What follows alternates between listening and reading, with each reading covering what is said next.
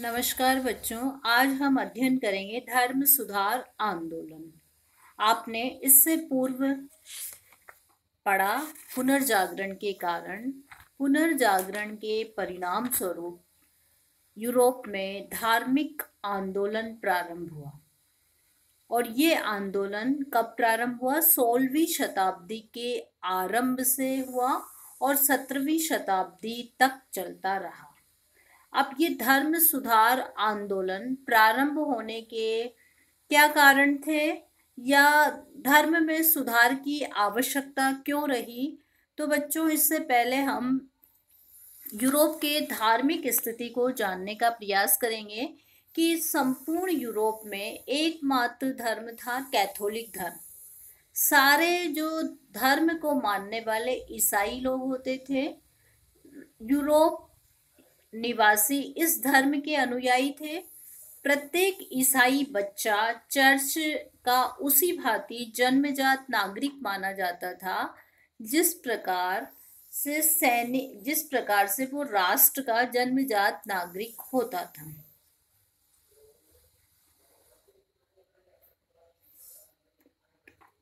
Catholic church की स्थिति उस समय महत्वपूर्ण होती थी। कैथोलिक चर्च जैसे कि अपने यहाँ उपासना के लिए हम मंदिर जाते हैं, मस्जिद जाते हैं या गुरुद्वारा जाते हैं, उसी प्रकार कैथोलिक लोग उपासना के लिए, पूजा के लिए जो है चर्च जाते थे। और इस चर्च का जो प्रमुख होता था वो कहलाता था पोप, यानी कि धर्म का प्रमुख अधिकारी पोप कहलाता था। और उसके अधीन रहने वाले पादरी कहलाते थे। जिस प्रकार हमारे धर्म के प्रमुख होते हैं जो धर्म की बागडोर को संभालते हैं, उसी प्रकार कैथोलिक चर्च का प्रमुख पोप माना जाता था और उसे यूरोप में एक प्रकार से ईश्वरीय अवतार माना जाता था। पोप के मुख से निकला हुआ हर शब्द आदेश माना जाता था और प्रत्येक ईसाई उसको जो है फॉलो करता था, उसका अंधा अनुसरण करता था, चाहे वो सही कह रहा है या गलत कह रहा है, लेकिन उनके लिए वो शब्द ईश्वरीय शब्द माना जाता था। इसलिए जो चर्च की स्थिति थी वो महत्वपूर्ण होती थी। प्रत्येक राज्य का शासक और उसकी प्रजा कैथोलिक चर्च के नियमों का पालन करते थे। यूरोप के प्रत्येक शासक को भी चर्च का नियमों के अनुसार और पोप के नियमों के अनुसार चलना पड़ता था। उसके आदेशों की अवहेलना नहीं कर सकते थे। आदेशों की अवहेलना करने का मतलब उन्हें दंडित किया जा सकता था, या प्रजा हो या शासक, किसी को भी दंडित करने का अधिकार पोप को होता था। और पोप जो यूरोप का पोप होता था वो एक ही होता था। ईसाई धर्म का जो प्रमुख चर्च होता था इनका इटली की राजधानी रोम में होता था। पोप का निवास स्थान यही होता था। पोप की शक्ति धर्म के साथ साथ राजनीति में भी सर्वोच्च होती थी। किसको शासक बनाना है, किसको सम्राट बनाना है और किसको उतारना है, वो पोप के हाथों में होता था। उसकी सत्ता को कोई चुनौती नहीं दे सकता था। पोप के अधीन असंख्य धर्माधिकारी होते थे। उनकी विभिन्न श्रेणियां होती थी।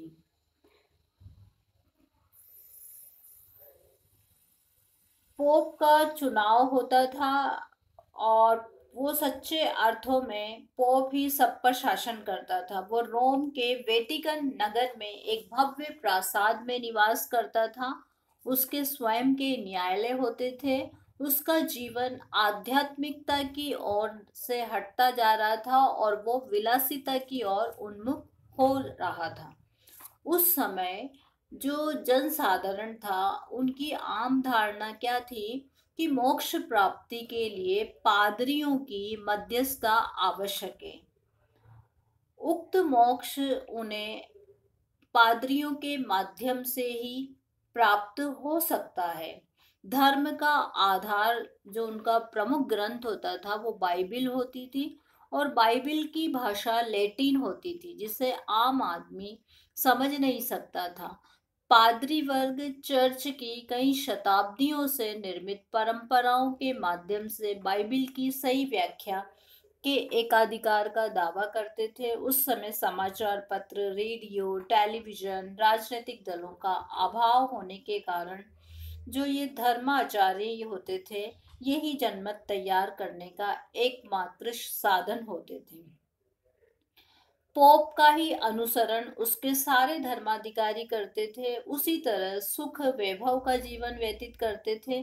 धन की उनके पास कोई कमी नहीं होती थी, बड़ी बड़ी जागीरें उनके नाम होती थी।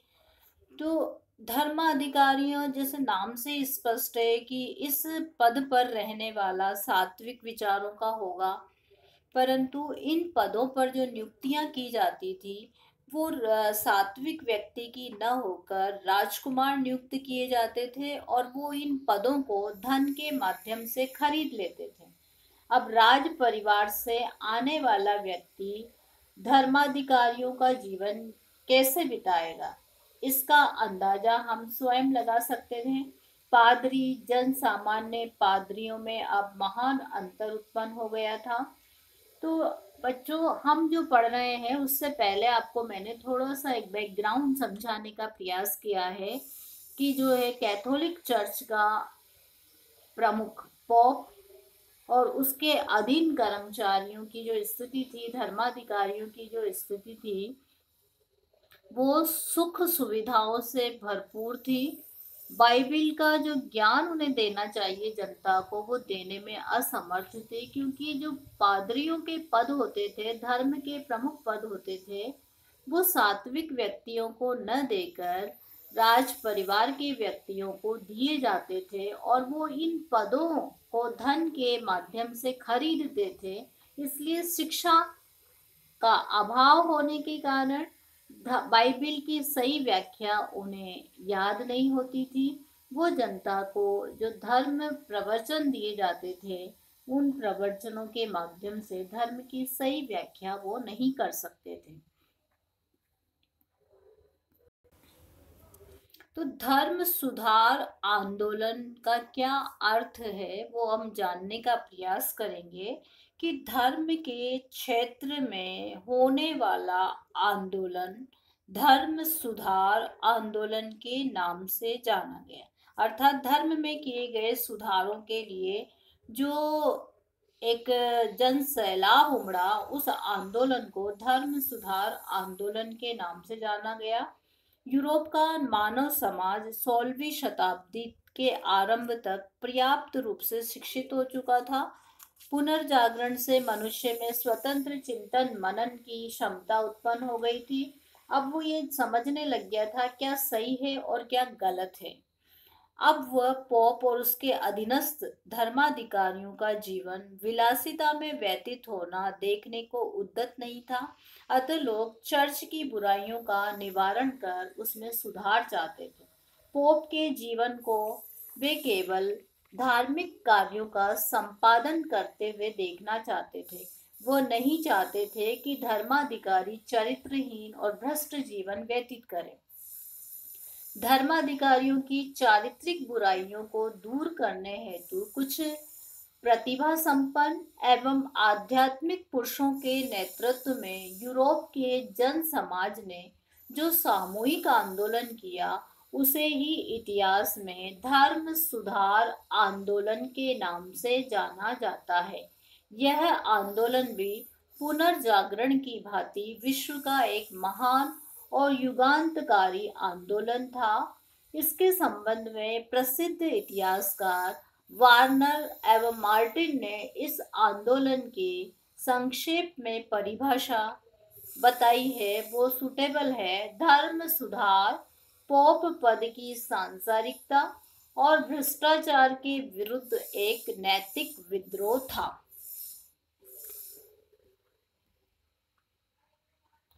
बच्चों, अब हम देखेंगे धर्म सुधार आंदोलन के क्या उद्देश्य रहे।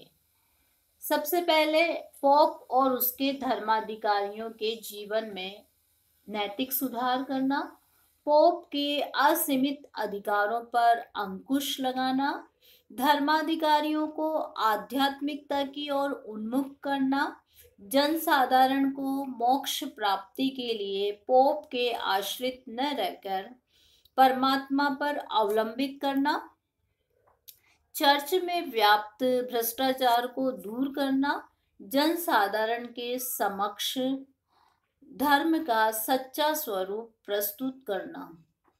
तो ये जो है धर्म सुधार आंदोलन के प्रमुख उद्देश्य हमने देखे। अब हम देखेंगे धर्म सुधार आंदोलन के क्या कारण रहे। तो बच्चों, हम जैसा बार बार पढ़ रहे हैं कि धर्म सुधार आंदोलन के जितने भी कारण रहे, अधिकांश या प्रमुख कारण धार्मिक कारण ही रहे। और उन धार्मिक कारणों में जो हम देखेंगे, पोप का दरबार भ्रष्ट होना, धर्माधिकारियों द्वारा अपने कर्तव्यों की उपेक्षा करना, पोप का स्वरूप विकृत होना, धर्माधिकारियों का विलासी जीवन, उनका अशिक्षित होना, उनकी नियुक्ति योग्यता के अनुसार न होना, छोटे पादरियों में असंतोष व्याप्त होना, धर्म यात्राओं का आरंभ।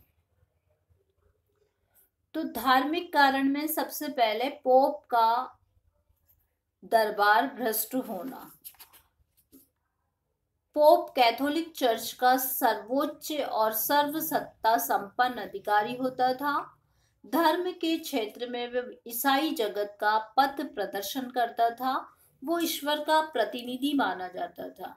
परंतु हम देखते हैं कि 16वीं शताब्दी में जो पोप बने, पोप अलेक्जेंडर सिस्टम और पोप जूलियस द्वितीय, ये एक प्रकार से इनकी राजनीति में अधिक रुचि थी। धर्म का इनको ज्ञान होते हुए भी ये विलासिता, सुख सुविधाओं और अपने पुत्र पौत्रों के लिए अधिक से अधिक धन एकत्रित करने में अपना अधिकांश समय गंवाते थे। परिणाम स्वरूप जनसाधारण उनके जीवन के कटु आलोचना करने लगे। लोगों को धर्म की सही जानकारी होने लगी और वो उसमें सुधार करना चाहने लगे। पोप धर्म का मार्ग प्रदर्शक माना जाता था। उसका मूल कर्तव्य था धर्म की रक्षा और उसका प्रसार करना।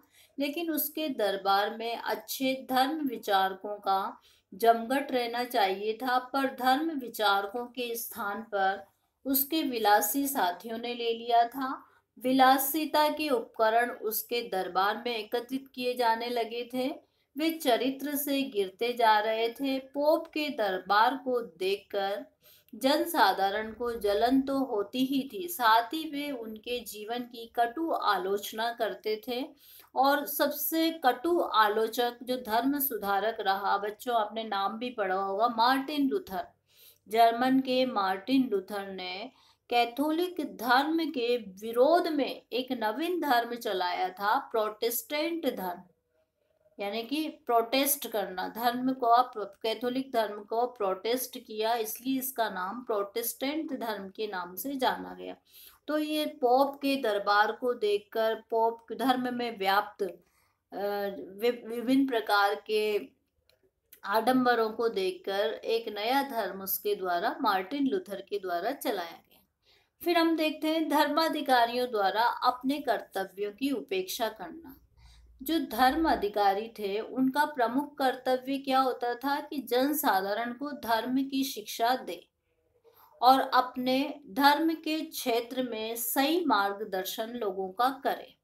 लेकिन उत्तर मध्य काल से ही धर्माधिकारी अपने कर्तव्यों के प्रति उदासीन हो गए। पोप के पास वे केवल अपना नियुक्ति पत्र लेने जाते थे और कभी भी अपने नियुक्ति के स्थान पर नहीं जाते थे और न ही धार्मिक कार्यों को संपन्न करवाते थे। इसका कारण ये था कि जो धर्माधिकारी वे होते थे, वे अधिकांश इटली के निवासी होते थे। अपने प्रभाव और धन के प्रलोभन से वो अपनी नियुक्ति पोप से अवश्य करा लेते थे, पर जर्मन और फ्रांस में अपनी नियुक्ति के स्थान पर नहीं जाते थे और इटली में रहते हुए ही अपनी जागीर से धन मंगवा लेते थे। यह बात जनसाधारण को खटकने लगी थी। वे धर्माधिकारियों द्वारा धार्मिक कार्य न करने पर उनकी आलोचना करने लगे थे और गिरजाघरों में सुधार करने को आवाज उठाने लगे थे। धर्माधिकारियों का विलासी जीवन। धर्माधिकारी पोप के अधीनस्थ जो धर्माधिकारी होते थे, वो पोप की भांति सांसारिक सुखों में आनंद लेने लगे थे। धन की उनके पास कोई कमी नहीं थी और अतः उनका ये मानना था कि भगवान ने उनको नाना प्रकार के सुख प्रदान किए हैं, तो हम उनका उपभोग क्यों नहीं करें। धार्मिक चिंतन से वो कोसों दूर हो गए थे। विलासिता उनकी संगिनी बनने लगी थी। धर्माधिकारियों के जीवन से नैतिकता के उठ जाने और विलासिता के घर कर जाने का एक कारण यह भी था कि धार्मिक अधिकारी, आध्यात्मिक चिंतन करने वाले व्यक्ति अब दिन प्रतिदिन कम होने लगे थे, क्योंकि हम बार बार पढ़ रहे हैं कि धर्माधिकारियों के पद खरीदे जाते थे और इनको खरीदता था राज परिवार का व्यक्ति। तो राज परिवार के व्यक्ति धार्मिक जीवन व्यतीत करे या धार्मिक चिंतन करे, ऐसा संभव नहीं था। धर्माधिकारियों का अशिक्षित होना। धर्माधिकारियों का शिक्षित होना अत्यंत आवश्यक था। शिक्षित होने पर ही उन्हें धर्म का ज्ञान हो सकता था। जब उन स्वयं को धर्म का ज्ञान नहीं होता था, तो वो जनसाधारण को किस प्रकार से प्रवचन दे सकते थे। धर्म प्रसार के अतिरिक्त उत्तर मध्यकाल तक धर्माधिकारियों को ही अपने गिरजाघरों में अपने यहाँ के लोगों को शिक्षा देनी पड़ती थी, क्योंकि उस समय शिक्षा के लिए कोई और माध्यम नहीं था, केंद्र नहीं होता था। धर्माधिकारी ही के गिरजाघरों में, चर्च में अपने अधीन काम करने वाले या जनसाधारण को शिक्षित करते थे, पर स्वयं अशिक्षित होते थे। बाइबिल लैटिन भाषा में होती थी और बाइबिल हस्तलिखित होती थी, तो वो केवल और केवल के दर्शन की वस्तु बनकर रह गई थी। धर्माधिकारी को ये भी मालूम नहीं था कि बाइबिल के अंदर वास्तव में लिखा क्या है और उन्हें किस तरह से जनता को शिक्षित करना है। उनकी नियुक्ति योग्यता के अनुसार न होना।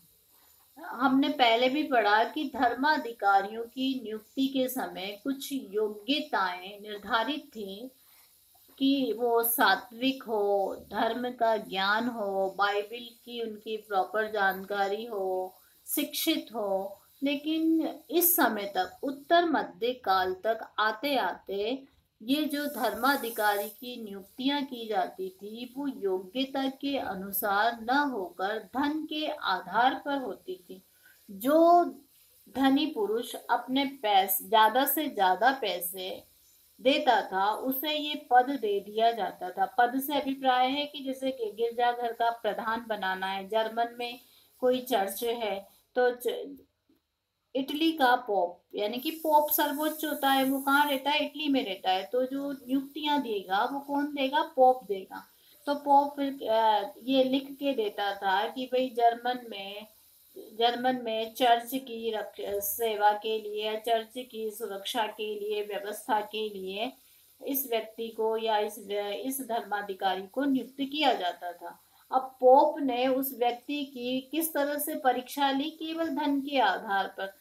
पोप को उस व्यक्ति ने कितना धन दिया, इसके आधार पर पद आवंटित कर दिए जाते थे, क्योंकि उस समय धर्माधिकारियों के पद धन और प्रतिष्ठा प्राप्ति के साधन बने हुए थे।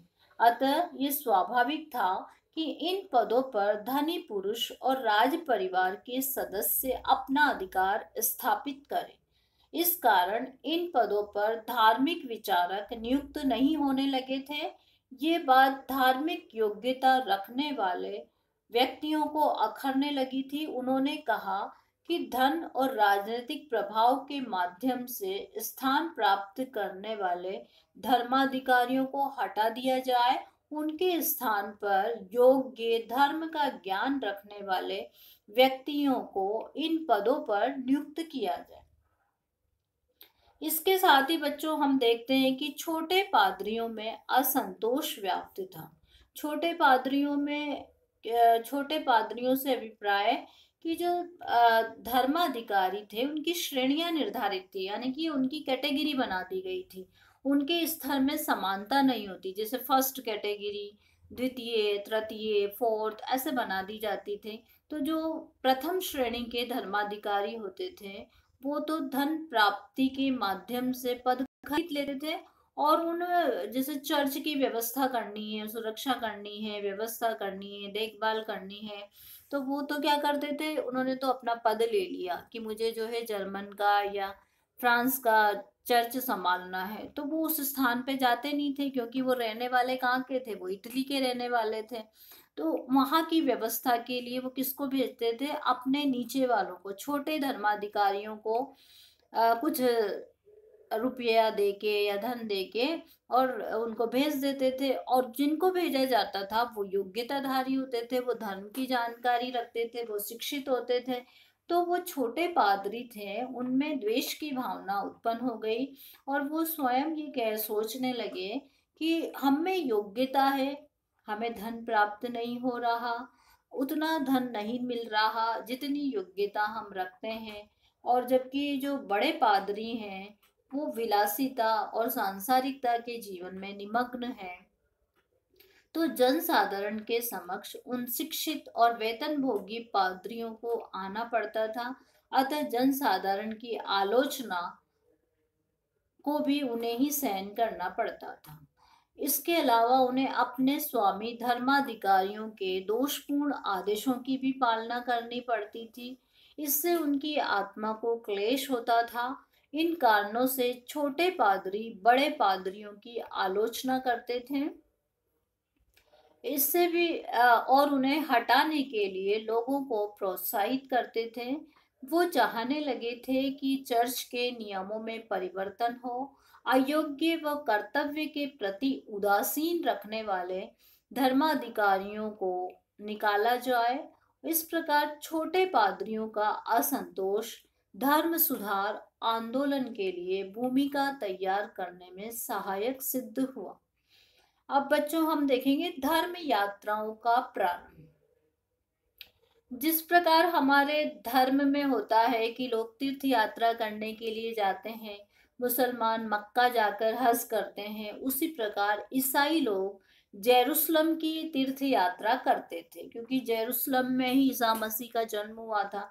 धर्म युद्ध इसलिए ही लड़े गए थे कि उनके वहां के ईसाइयों के आने पर तुर्कों ने प्रतिबंध लगा दिए थे, क्योंकि तुर्कों का अधिकार हो गया था। तो 15वीं शताब्दी के उत्तरार्ध और 16वीं शताब्दी के आरंभ में पोप ने ईसाइयों को रोम में संत पीटर के गिरजाघर में आने को प्रोत्साहित किया, और फिर बाद में कहा कि फ्रांस और जर्मन में भी कई तीर्थ स्थान बन गए। ईसाई हजारों की संख्या में एकत्रित होने लगे, और इस प्रकार से क्योंकि जितने भी यात्री जाएंगे, स्वाभाविक है तीर्थ यात्राओं को प्रोत्साहित करने का प्रमुख उद्देश्य क्या होता था, अधिक से अधिक धन उपार्जन करना होता था। इसलिए धर्माधिकारी अब जेरूसलम की यात्रा को इतना प्रोत्साहन न देकर रोम की यात्रा को प्रोत्साहन देते थे। धार्मिक यात्राओं से धर्माधिकारी धन अर्जित कर अपने विलास में व्यय करते थे। इस प्रकार ये तीर्थ यात्राएं भी जन साधारण में आलोचना का विषय बन गई। अब बच्चों हम देखेंगे विभिन्न धर्म सुधारकों का आविर्भाव, कि इस धर्म में सुधार के लिए किन किन महापुरुषों का या प्रतिभा संपन्न व्यक्तियों का योगदान रहा, जिन्होंने जनसाधारण का मार्गदर्शन किया।